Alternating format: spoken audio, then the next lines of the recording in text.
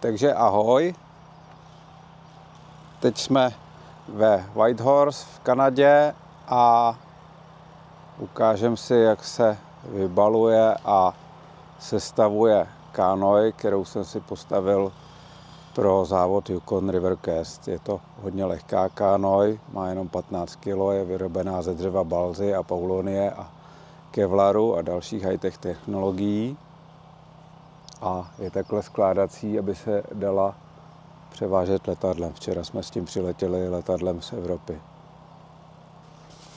Tady to má zavazování a celý to je v přepravním obalu na míru ušitým, aby to neutrpělo během přepravy.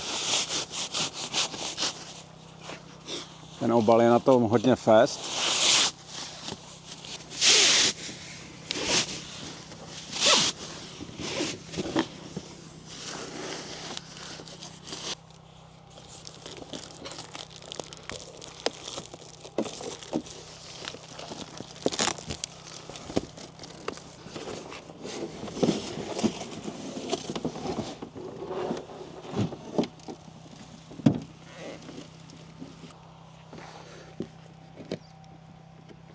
Jak je to celý lehký, tak je dobrý, že se tam váhově, ale i rozměrově vejde řada dalších věcí, takže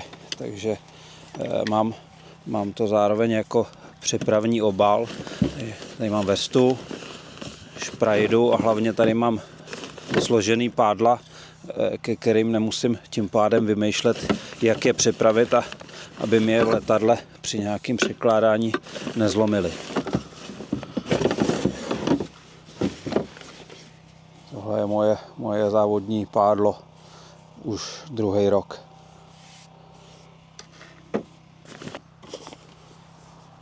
Tady je házečka na míru ušitá podle parametrů závodu, aby byla co nejmenší a co nejlehčí. Sedačka k lodi, je to zase sandwichově vyrobený z lehkých dřev, aby to bylo opravdu co nejlehčí. A tady máme jho na nošení lodi a zpevňuje to i tu konstrukci té lodě. No a ty díly té lodě jsou takhle naskládaný v sobě, takže třeba oproti kajakům trojdílným to zabere krásně málo místa.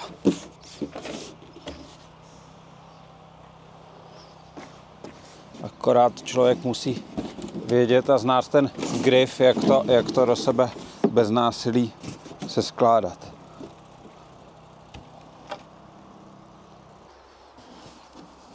No a takhle se ty díly se skládají k sobě. Už to vypadá docela jako kánoj. Takže tady máme sáček se spojovákem. Jako u správné skládačky nesmí chybět imbus číslo 5.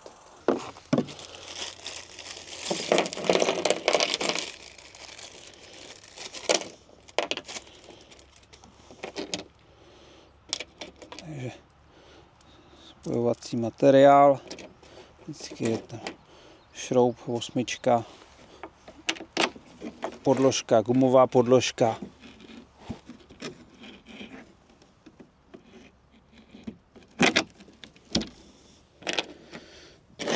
a z druhé strany zase gumová podložka, obyčejná podložka.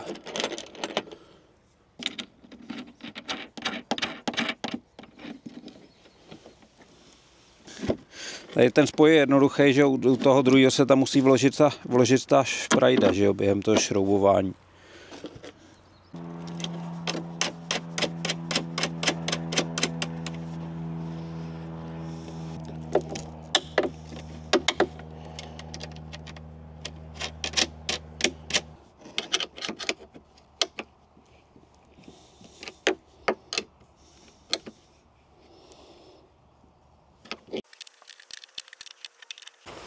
No a součást montáže je i šprajda, která se tam musí zakomponovat a to je vlastně součást té lodě.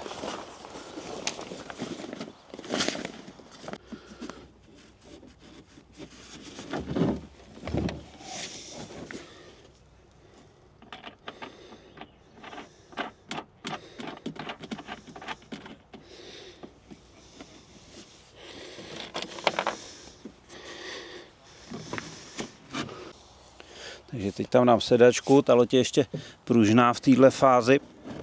Takže tam jde ta sedačka takhle jako vpáčit dovnitř. Tady sedí na takových konzolkách z lehkého dřeva. No a teď tam dám jiho. To je takový tradiční prvek kanadských kánoí, kde tady ten oblouk při nošení kánoe sedí člověku za krkem a tady na ramenou a velmi pohodlně se ta kánoi na tom nosí a zároveň to zpevňuje jako příčný prvek tu loď.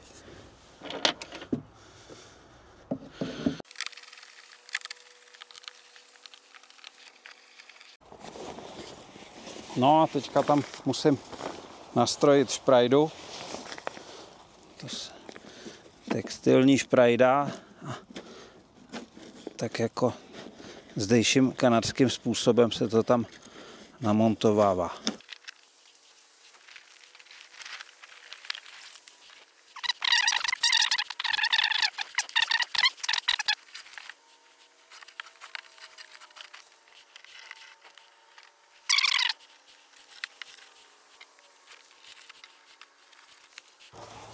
Jinak k barevnosti té lodi, tahle barevná kombinace, tenhle barevný kód, tak to je prakticky součást takové jako kanadské identity a mně se to strašně líbí.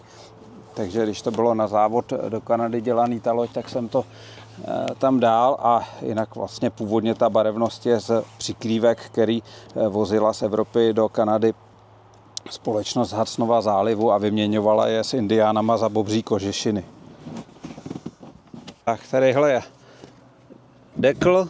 dekl palubního otvoru v příďové části. Takhle se to na tyhle olivky zavře. Pouštím je silikonové těsnění. Tadyhle jsem ještě ze silikonového těsnění udělal takový drobný vlnolamy. Ono to vypadá, že to toho moc nepobere, ale když jsem trénoval na moři, tak jsem zjistil, že vlastně nejvíc vody jsem nabral, že přitekla takhle tenonká vrstvička vody po té palubě a tadyhle se vsákla pod ten dekl. Musí mít sebou náhradní pádlo podle pravidel závodu, takže tadyhle je na něj kapsa, v který to drží, přidělaná házečka, všechno na to musí být jako vytuněný a praktický.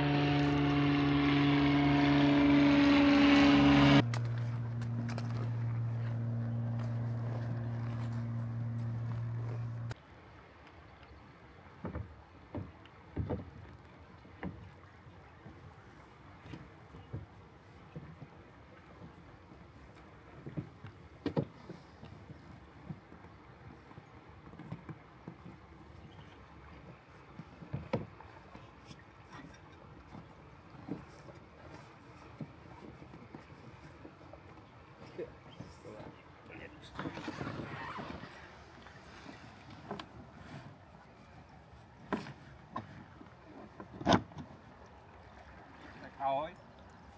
Ahoj. Šťastnou cestu. 2:30 u Infáče. 2:30.